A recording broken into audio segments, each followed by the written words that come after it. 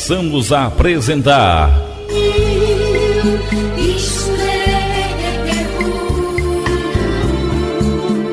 a leitura comentada da Palavra de Deus. Programa Momentos com Jesus.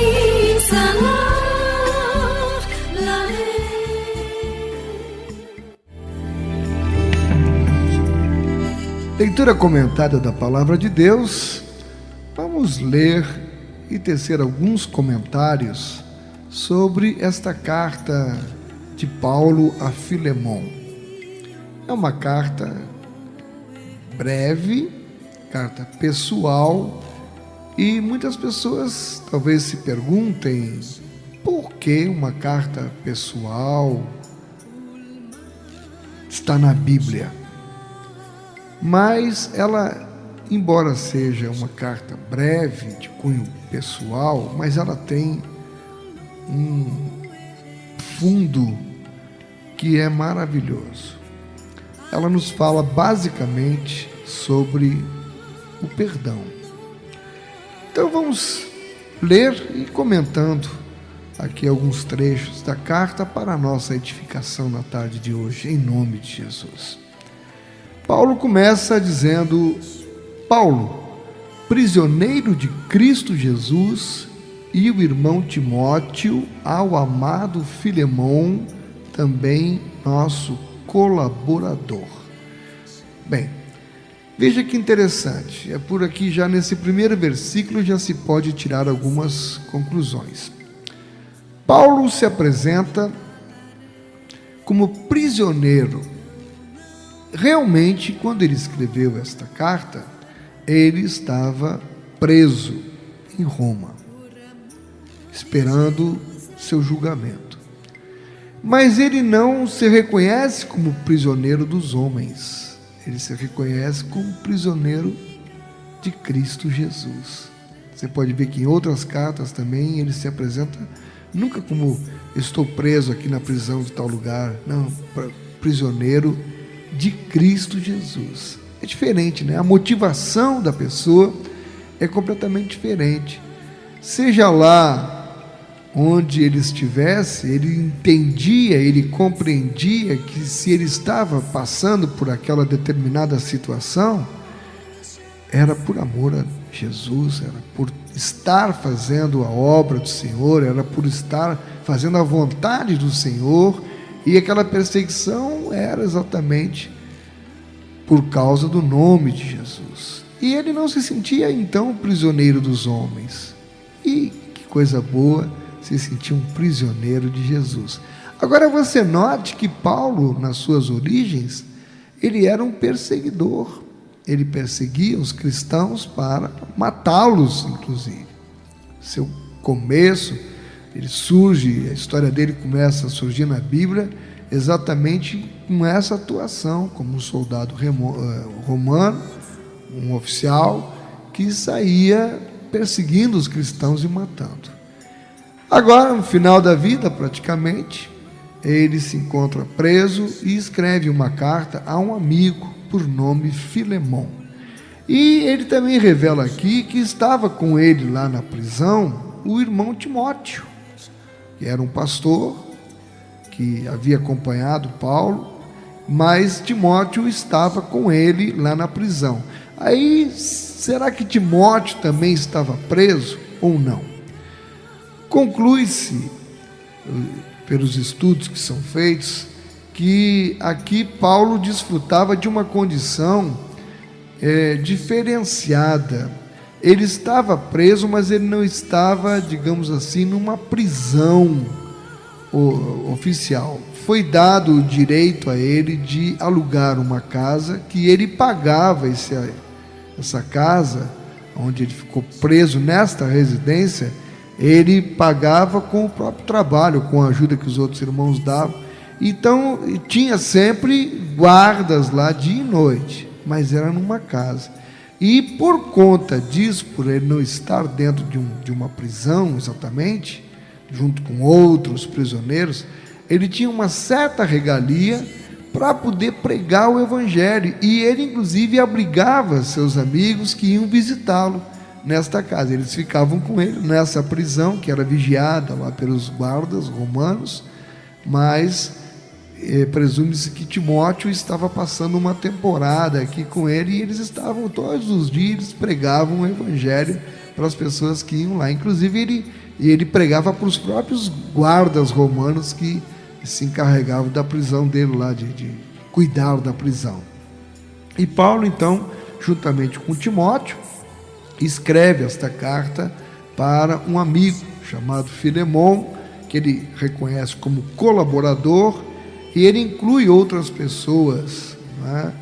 A irmã Áfia e Arquipo, nosso companheiro de lutas, e saúda também a igreja, que tem uma versão, eu estou com duas versões aqui, numa delas diz, na igreja que se reúne em sua casa, e outra versão diz, na igreja que está em tua casa, de onde se leva a crer que nessa cidade onde Filemon morava, não tinha exatamente um templo, eles se reuniam nas casas, e a casa que sediava essas reuniões era a casa de Filemon, e todos os irmãos acorriam para lá para fazerem os cultos e aprenderem uns com os outros a palavra do Senhor. E ele saúda com a graça e paz a vós outros, da parte de Deus nosso Pai e do Senhor Jesus Cristo. São as saudações iniciais de Paulo, mas que já nos dão muitas informações, né? Veja que tem muita informação só no primeiro, aqui nos 3 primeiros versículos. Aí ele entra dizendo: dou graças ao meu Deus, lembrando-me sempre de ti nas minhas orações. Então ele está dizendo aqui para Filemon que agradecia a Deus por tanta coisa, né? Principalmente dá a entender aqui que ele agradecia a Deus pela conversão de Filemon, por Filemon ter se convertido ao Senhor. E ele diz que orava, que se lembrava sempre dele quando orava.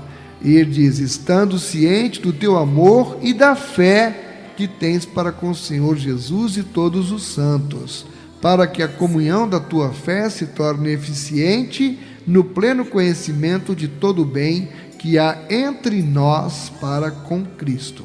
Então aqui, na continuação, digamos assim, das saudações, é como se ele tivesse preparando o terreno para chegar no assunto principal que, na verdade, havia motivado ele a redigir esta carta para o Filemon. Então ele está agradecendo a Deus, né, exatamente pela conversão de Filemon.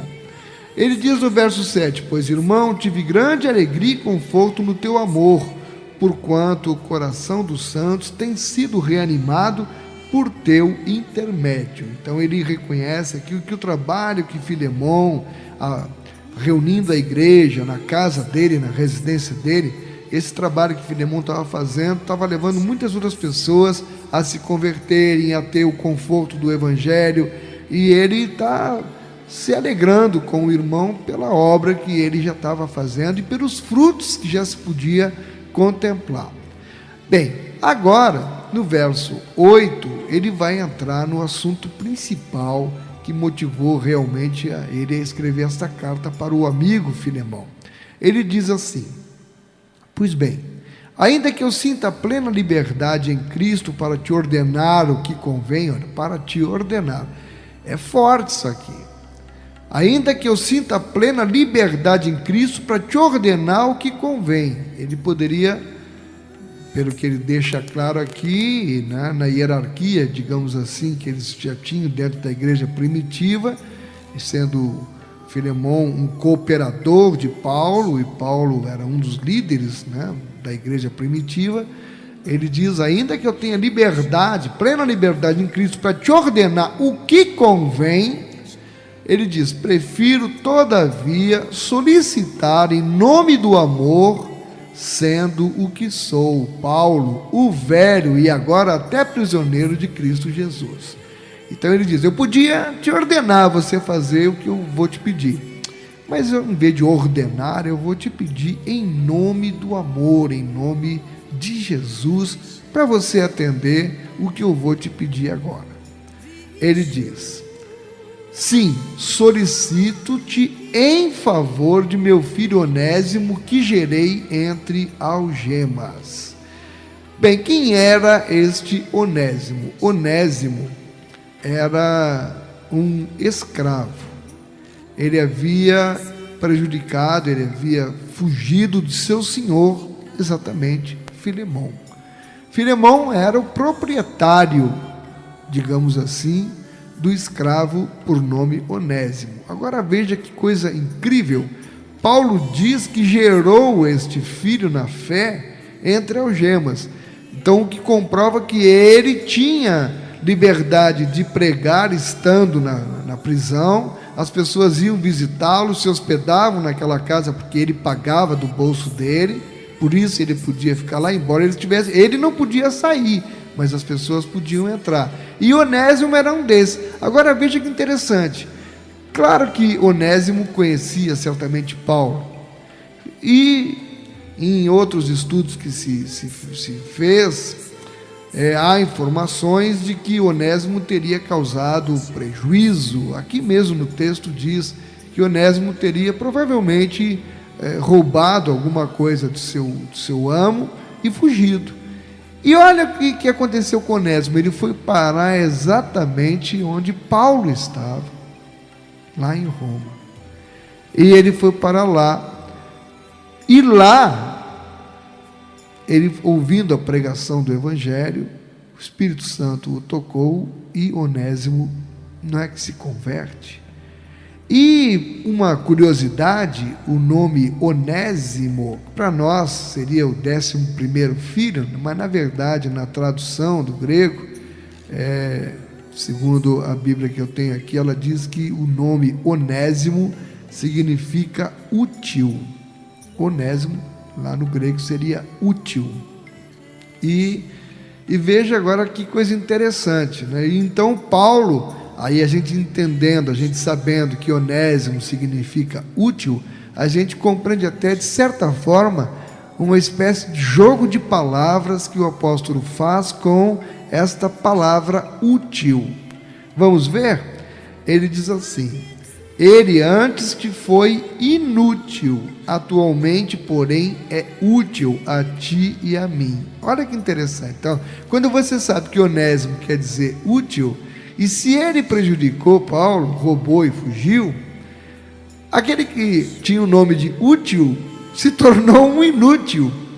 Mas aí, olha, irmãos, que coisa linda! Ele foi alcançado pelo poder do Evangelho e foi transformado numa nova criatura. E é isto exatamente que Paulo está dizendo para Filemão. Ele antes te foi inútil, realmente, né? Tinha que ser útil como escravo, mas foi inútil porque, além de ter roubado, fugiu.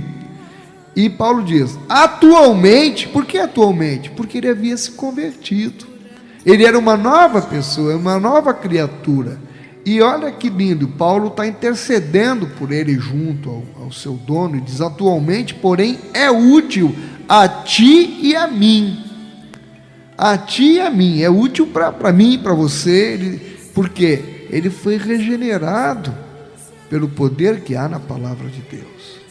E Paulo diz: eu te envio de volta em pessoa, quero dizer, o meu próprio coração. Que lindo, ó. Que pedido, né, de um amigo para o outro.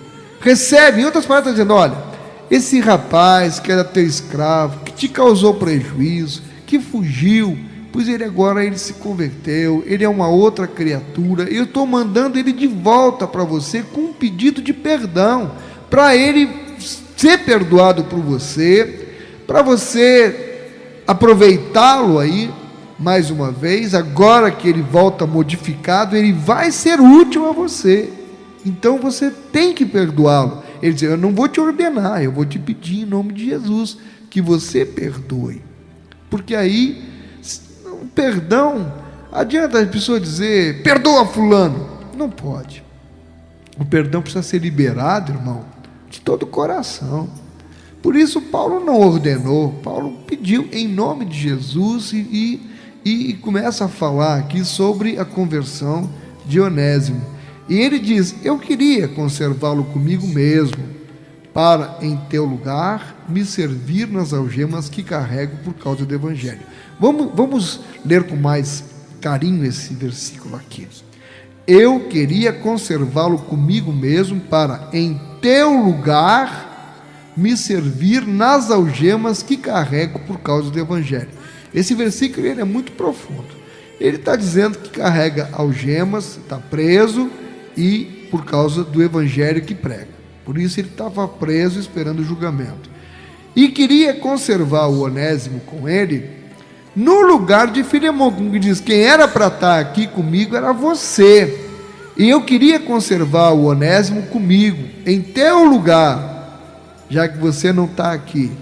Ele diz: eu queria conservá-lo comigo, para em teu lugar me servir. Quer dizer, como se fosse você ficasse aqui para me servir também, para me ajudar aqui nesse trabalho que eu estou fazendo. Você viu que no começo ele fala aqui que estava com Timóteo estava lá também. No final ele vai dizer que tem outros amigos que estavam lá também. Então ele diz: eu queria conservar o Onésimo aqui em teu lugar, mas ele diz: nada, porém, quis fazer sem o teu consentimento. Claro, né? O Onésimo era uma propriedade, vamos dizer assim, enquanto escravo de Filemão. Lembre-se da cultura da época, eles tinham escravos, nós não podemos fugir desta realidade. Mas o Evangelho estava alcançando aquelas pessoas, e você vai ver agora no decorrer da carta como é que Paulo se refere a essa questão de escravidão. E ele diz: nada, porém, eu quis fazer sem o teu consentimento. Ou seja, eu queria manter o Onésimo aqui. Mas, em outras palavras, mas o negócio é o seguinte: o homem se converteu, o homem se arrependeu, ele precisa voltar, se acertar contigo, te pedir perdão, muito embora ele deixa também claro aqui, no decorrer da carta, que o Onésimo não ia ter condição de devolver aquilo que tinha roubado. Nós já vamos ver isso já já. Mas ele precisava se acertar. Não é assim, irmão? Nós não precisamos acertar com os irmãos, é na caminhada. Então Onésimo, por mais que Paulo quisesse mantê-lo ali para ajudá-lo, mas tinha que mandar ele de volta. Primeiro, porque ele pertencia como escravo a Filemão. Segundo, que ele estava com uma rixa. Filemão estava à frente de um trabalho. Filemão precisava se acertar com Onésimo para continuar à frente daquele trabalho. Porque que testemunho ele daria se ele continuasse à frente de um trabalho e alimentando o ódio do irmão no coração? Quanto ensinamento para nós, irmão, a gente tira. Quanto líder hoje que está à frente de trabalho, mas que não consegue suportar fulano, não consegue suportar ciclano, não consegue perdoar.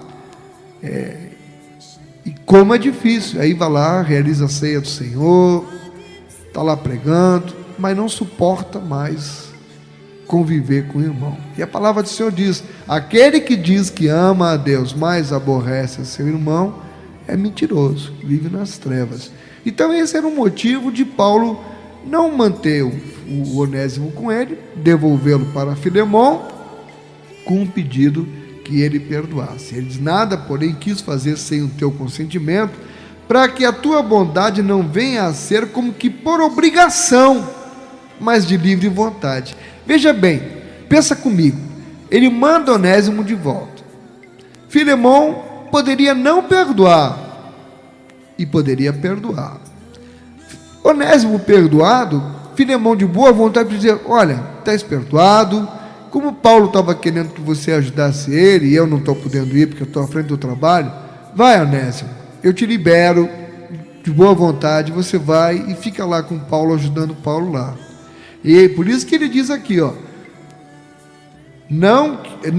nada, porém, quis fazer sem o teu consentimento, para que a tua bondade não venha a ser como que por obrigação. Não vai fazer nada por obrigação. Ele diz: mas de livre vontade. Se você quiser mandar ele de volta, amém. Se não quiser, fica a teu critério. Mas importava que primeiro ele se acertasse. Importava que primeiro Filemão perdoasse Onésimo e Onésimo pedisse perdão a Filemão. pois acredito que ele veio a ser afastado de ti temporariamente, a fim de que o recebas para sempre. Olha aqui, que profundidade também tem aqui nesta passagem. Ele diz: acredito que ele veio a ser afastado de ti temporariamente. O que foi este temporário? O homem era escravo, não conhecia a palavra, roubou o seu patrão, fugiu por um tempo. Teve um encontro com o Evangelho, foi pregada a palavra, ele se converteu, concordou com Paulo. Certamente ele mesmo trouxe esta carta em mãos. Eu quero acreditar que ele mandou a carta pelo próprio Onésimo. E ele chega e se apresenta para Filemão: está aqui, estou de volta, mas aqui está a carta que Paulo mandou para você. E eu quero que o Senhor me perdoe. E ele diz então, temporariamente, dizer, era o tempo. Isso é tão profundo, irmão, que o Espírito Santo me fala agora. Esse tempo, esse afastamento, a Bíblia diz que é tempo de abraçar, é tempo de deixar de abraçar. Esse tempo de deixar de abraçar aqui entre eles, que eles brigaram, que um roubou o outro, fez mal, ele precisava se afastar para poder ter um encontro verdadeiro com Jesus. Temporariamente. Para quê? Quando passou este tempo de ter esse encontro com Jesus, ele poder voltar. E ele volta agora, e Paulo alimenta a esperança de quê? A fim de que o recebas para sempre. Ou seja, agora ele convertido, você também, você é à frente de um trabalho, ou ele te ajuda aí, ou ele me ajuda aqui, ele vai trabalhar na obra e vocês vão se acertar, em nome de Jesus. E agora para sempre, não mais, é só um tempo. Ele se afastou temporariamente para que pudesse se converter, e agora você recebesse ele para sempre. Ele diz, não como escravo. Olha agora, olha que bonito aqui. Receba não como escravo. Que pedido ele faz para o outro? Porque escravo era uma propriedade particular, era um patrimônio. E ele pede inclusive para perdoar e que não o recebesse mais como escravo. Antes, muito acima de escravo, como irmão caríssimo. Que coisa maravilhosa, especialmente de mim, irmão caríssimo, especialmente, ele pede, olha, ele para mim é um irmão caríssimo, e eu espero que seja para você também. Não trata mais ele como escravo, ele agora é um dos nossos, ele agora é um pregador da palavra, e perante Jesus não tem acepção entre pessoas. Então não recebe ele mais como escravo, recebe como um irmão caríssimo, de mim, especialmente de mim, e com maior razão de ti também, quer na carne, quer no Senhor. Aqui, de qualquer forma, meu irmão, quer na carne, quer no Senhor, recebe ele como um irmão caríssimo, quer na carne, quer no Senhor. Se, portanto, me consideras companheiro, agora aqui ele bateu pesado, ele jogou a amizade. Se você me considera seu amigo, seu companheiro, se você tem alguma consideração por mim, recebe-o como se fosse a mim mesmo. Que obrigação ficou nos ombros de Filemão, um pedido desse, uma intercessão verdadeira. E o homem, não esqueça, ele estava à frente de um trabalho, a igreja se reunia na casa de Filemão, na cidade dele. E agora Paulo vai tocar nos bens materiais que Onésimo teria prejudicado, e diz, e se algum dano ele te fez, ou se te deve alguma coisa, claro que devia certamente, né? Tinha roubado, tinha fugido. Paulo diz, lança tudo em minha conta. O que diz? Ele te fez, eu vou pagar. E ele mesmo afirma aí, eu, Paulo, de próprio punho o escrevo, eu pagarei. Paulo assumiu o prejuízo que o outro tinha causado. Você pode perdoar. Quanto aos bens materiais, não se preocupa que ele não tem como te pagar, mas eu vou pagar. Que gesto bonito de Paulo, que coisa linda. Ele diz, eu pagarei para não te alegar que também tu me deves até a ti mesmo. Sim, irmão, que eu receba de ti no Senhor este benefício. Reanima-me o coração em Cristo. Profundo também, reanima-me o coração em Cristo. Ou seja, Eu estou acreditando, Filemão, que você é realmente um homem de Deus. Eu estou acreditando que o nosso encontro, que a nossa amizade, que aquilo que eu preguei para você, que hoje você está pregando, que não foi uma mentira, que não é uma palhaçada, que não é uma brincadeira, que não é uma encenação, não é um circo, não é um teatro, é de verdade. E se você fizer o que eu estou te pedindo, com certeza o meu coração vai ser reanimado, porque aí sim eu vou ver que a glória de Deus está presente na tua vida, que o Evangelho realmente te modificou. É isso que eu entendo aqui, que Paulo, nas entrelinhas, está dizendo para Filemão. E ele termina dizendo: certo como estou da tua obediência. Ele diz, ele não deixou praticamente saída, ele apelou para o emocional realmente e o espiritual ao mesmo tempo de Filemão. Certo como estou da tua obediência, eu te escrevo, sabendo que farás mais do que estou pedindo. Isso é confiança no amigo, né? Tu vai fazer não só isso que eu te pedi, mas muito mais.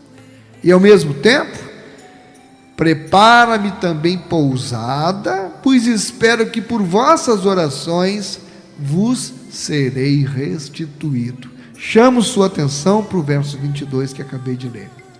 Paulo estava na prisão, nós sabemos que ele não saiu da prisão, mas ele aqui, ele manifesta a sua fé nas orações de intercessão dos irmãos, tanto que ele exercita esta fé a ponto de, estando na prisão, e ele não teve a mesma aventura, digamos assim, de Pedro. Pedro estava na prisão e foi liberto de forma sobrenatural da prisão, para se juntar com os seus amigos em Roma. E Paulo não teve, nós sabemos pela história que ele não teve esta mesma aventura de Pedro, mas no seu coração, irmãos, veja que o justo vive pela fé. Aleluia! O justo vive pela fé, e era esta fé que fazia com que ele não se sentisse prisioneiro dos homens, mas prisioneiro de Cristo, por causa do Evangelho. E ele diz ao mesmo tempo: prepara-me também pousada, pois espero que por vossas orações vos serei restituído. Ou seja, eu creio, eu acredito que as suas orações Deus vai ouvir, e eu estarei logo com vocês. Pode preparar o lugar, pode preparar a pousada aí para mim, que já já eu vou estar de volta com vocês. Aleluia! Fé, irmãos, fé. Porque, em outras palavras, em outro lugar ele vai dizer que morrer para ele era lucro. Então, se por um lado Deus fosse do agrado de Deus libertá-lo, ele iria tranquilo para perto dos amigos. Mas se não fosse, como não foi realmente do propósito de Deus libertá-lo, ele foi chamado para a glória, mas ele vivia nesta fé, né? Nesta fé. Prepara-me lugar, eu estou indo para aí assim que eu for devolvido, graças às vossas orações. E ele conclui dizendo: saúdam-te Epáfras, prisioneiro comigo em Cristo Jesus. Este Epáfras estava preso. Ele diz que Epáfras estava preso. No começo ele fala eu e Timóteo, mas ele não diz que Timóteo estava preso, ele estava lá com ele. Nós sabemos que as pessoas iam visitá-lo. Alguns estavam presos e outros podiam visitar com uma casa. Era ele que pagava, as pessoas podiam se hospedar também na casa, mas podiam ir embora na hora que quisesse. O Epáfras, que eu não sei quem é, mas ele sabe quem é aqui, ele diz: saúdam-te Epáfras. Conhecia também o Filemão, né? Era amigo dele. Prisioneiro comigo em Cristo Jesus. Marcos, Aristarco, Demas e Lucas. Lucas, o médico Lucas, autor do Evangelho. Marcos, João Marcos, que já estava agora aqui com ele. Lembra da carta a Timóteo, que ele pede: traga-me Timóteo, traga-me Marcos, que me é muito útil. E ele pede para levar. Aí, nesse momento que ele escreve a carta a Filemão, Marcos já estava com ele, Lucas também, o Demas, que depois causou grandes prejuízos para ele, esse Demas. Enfim, ele chama aqui de meus cooperadores. E termina a carta dizendo: a graça do Senhor Jesus Cristo seja com o vosso espírito. Linda carta, e fala essencialmente de perdão. Será que você perdoaria esse escravo que lhe roubou, causou tanto prejuízo? Mas com um pedido como este, né, e uma conversão verdadeira, não se sabe o resultado. Se Filemão perdoou, se não perdoou. Isto, talvez um dia a gente venha saber quando chegar lá na glória e poder conversar com Filemão ou com Paulo. Quem puder nos contar como é que terminou essa história. Mas para nós importa saber que nosso coração precisa estar pronto para perdoar. Amém? Que Deus esteja aplicando a porção da sua palavra em nossos corações, em nome de Jesus. Deus te abençoe. Sua justiça